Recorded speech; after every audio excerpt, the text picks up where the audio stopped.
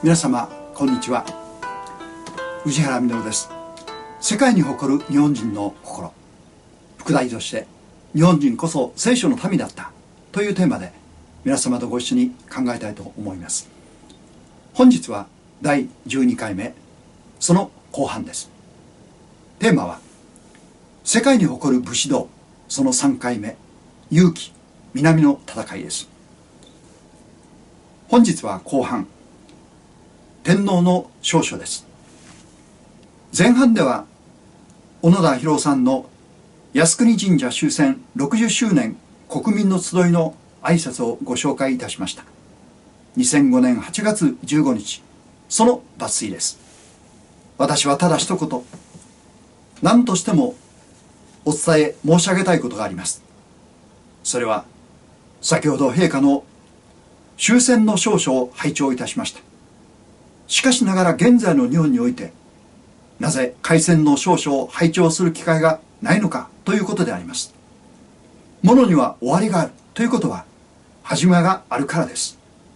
大東亜戦争の真の目的がはっきり示されているのであります。何が侵略戦争でありましょう。それをはっきり日本国民が自覚すれば、この靖国神社に黙ってお参りをし、黙って感謝の気持ちを捧げられるはずであります。その感謝の気持ちこそが国を守るということを、私は死ぬまで皆様に申し上げたいと思います。それでは昭和天皇の開戦の詔書の抜粋を現代語訳でご紹介いたします。私はここに米国及び英国に対して宣戦を布告する。そもそも東アジアの安定を確保して世界の平和を寄与することが、大いなる明治天皇とその偉大さを受け継がれた大正天皇が構想されたことで、遠大な計りごととして私が常に心がけることである。そして各国との交流を厚くし、万国の共栄の喜びを共にすることは、帝国、日本のことですが、帝国の外交の要としているところである。今や不幸にして米英両国と争いを開始することに至った。誠にやむを得ない時代となった。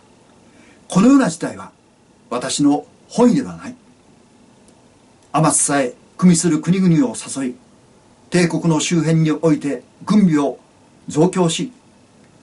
我が国に挑戦し、さらに帝国の平和的通商にあらゆる妨害を与え、ついには意図的に経済断固、経済封鎖です。帝国の生存に重大なる脅威を加えている。私は政府に事態を平和のうちに解決させようとし、長い間忍耐してきたが、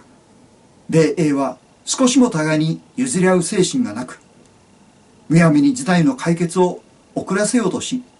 その間にもますます経済上軍事上の脅威を増大し続け、それによって我が国を屈服させようとしている。このような時代がこのまま続けば、東アジアの安定に関して我が帝国が払ってきた長年の努力はことごとく水の泡となり、帝国の存立もまさに危機に瀕するところになる。ことここに至っては、我が帝国は今や自尊と自衛のために決然と立ち上がり、一切の障害を破砕する以外にない。続いて開戦の詔書の解説です。開戦の詔書には、日本がなぜ他国と戦争するのかという理由が簡潔に書かれています。日本は侵略国家ではありません。アメリカの GHQ の最高司令官であったマッカーサー元帥は1951年に米国上院外交軍事委員会で、日本には資源はほとんど何もなく、多くの原材料が欠如している。したがって彼らが戦争に飛び込んでいった動機の大部分が資源の確保と安全保障の必要に迫られていることだったと言い、自衛のための戦争であったと述べ、侵略とは全く言っていないのです。その当時 ABCD 包囲網というものがあり、日本は経済制裁を受けていました。 A はアメリカ、 B はブリテン、イギリス、 C は中国、 D はオランダ。原材料に乏しく輸入に頼っていた日本はあっという間に追い込まれてしまいました。それでも日本は何とか戦争だけは避けたいと外交努力でアメリカとの関係を修繕しようとしました。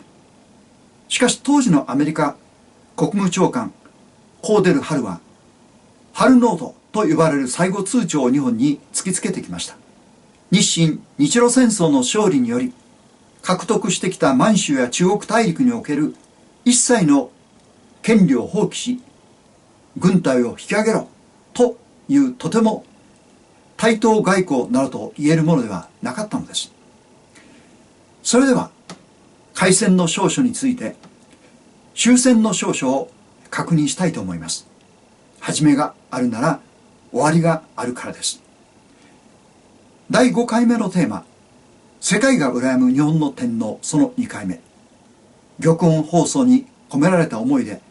私はお話しさせていただきました。その内容の抜粋をご紹介いたします。まず戦争の目的です。そもそも帝国臣民の安全を確保し、世界の国々と共に栄え、喜びを共にすることは天皇家の先祖から残された規範であり、私も深く心に留め、そう努めてきた。先に米英2カ国に宣戦を布告した理由もまた、帝国の自尊と東亜の安全を願ったものであって、他国の主権を侵略したり、領土を侵したりするようなことはもちろん私の真旨ではない。日本の国民の安全確保のため、また東アジア諸国を欧米の植民地支配から解放するためのものであったと。領土や主権の侵略の意図は全くなかったことを述べられています。これは歴代天皇が託された規範であり、私もそのように努めてきた。ここに戦争の明確な目的を開戦の時と同様に示されました。次に戦争終結の理由です。敵は新たに爆弾、原子爆弾を使用して罪のない人々を殺傷し、その被害は計り知れない。それでもなお抗戦を続ければ、ついに我が民族の滅亡を招くだけでなく、それから引き継いで人類文明をも破壊することになってしまうだろう。このようなことになったとしたら、私はどうして我が子とも言える多くの国民を守り、高祖高宗の神霊に謝罪することができようか。これが私が政府に宣言に応じるようにさせた理由である。開戦前、春ノートで日本は亡国の道を歩むか、戦争に突入するか、二者択一を迫られたのでした。これが米国議会の承認を得ず、ルーズベルト大統領が日本を戦争に巻き込むために勝手に仕組んだということが戦後アメリカでも明らかになり、大問題になりました。日本に戦争の意思はなかったことが明らかになったからです。ナチスに苦しめられているヨーロッパを救うため、何としてもアメリカをこの大戦に参加させるための策略だったと言われています。日本の開戦は仕組まれた罠にはめられたのだと、ここで考えていただきたいのです。天皇陛下が開戦でも終戦でも一貫して侵略の意図はなく、自尊自衛のための、またアジアの解放のための戦争であったと御事の令を発せられているのです。なぜ日本国民はこのお言葉に真摯に耳を傾けないのでしょうか。加えて相手国アメリカの戦争責任者たちが、日本には初めから戦争の意思はなかった、アメリカが仕掛けたのだと公に認めているのです。それなのになぜ日本人自らが自国を癒しめ、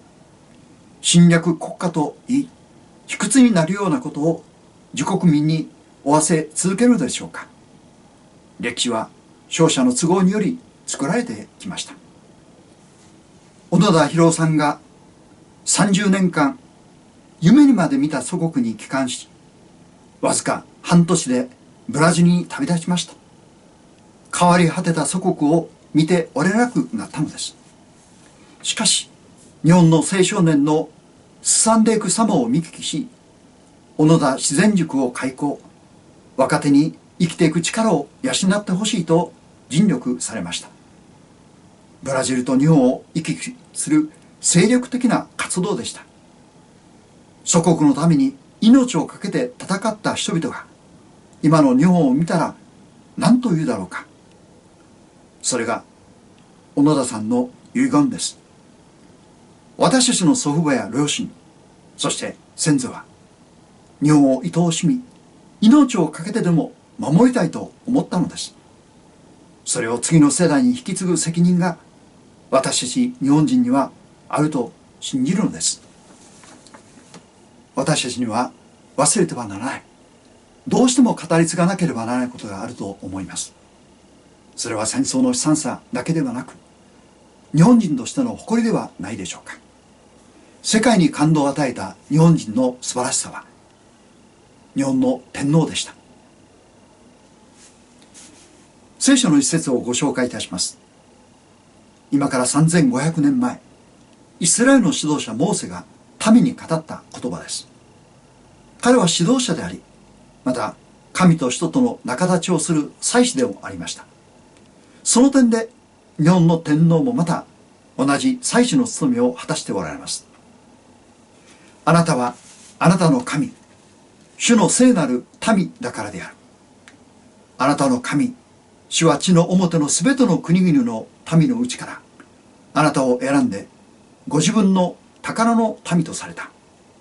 旧約聖書新明記7章6節。イスラエル人は歴史から見ても特別な民族です。最も少数であり、また国が幾度も滅亡し、世界中に流浪の民となりました。それでも滅びることなく、約2000年後に再建されたのです。東洋の小国日本もまた不思議な国です。万世一系の天皇を抱き、世界最古の皇室を中心とした国は他に類を見ません。他国を侵略せず平和を愛し、共栄共存を目標としてきました。モーセは聖なる民、宝の民であるとの自覚を民族に強く促しました。それこそが生き抜く力となったのです。私たちもまた自覚、つまり誇りを取り戻さなくてはなりません。それなくしてどうして国を愛することができるでしょうか。それではお知らせです。次回13回目、12月5日土曜日、毎週土曜日です。テーマは世界に誇る武士道、その4回目、正義パール・ハンジです。よろしければチャンネル登録、ご感想いただければ嬉しいです。本日はご清聴誠にありがとうございました。